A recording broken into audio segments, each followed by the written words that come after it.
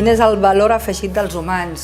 Doncs ser humans, aportar aquesta visió de la creativitat, de la innovació, aquell punt addicional que sempre tindrem per sobre de la intel·ligència artificial. Reunions, Skype, cafeteria o sala de reunions? Doncs jo diria que totes, depèn del moment. M'encanta les reunions a les cafeteries, sobretot per innovar, per sortir fora de la zona de confort, no?, que pot ser una oficina.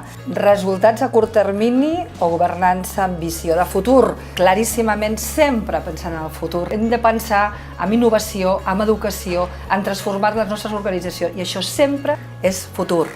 Lideratge compartit, discriminació positiva o meritocràcia. Necessitem una discriminació positiva, si no, no arribarem mai a fer un lideratge 50-50. I en aquests moments hem de forçar-ho, ho penso així.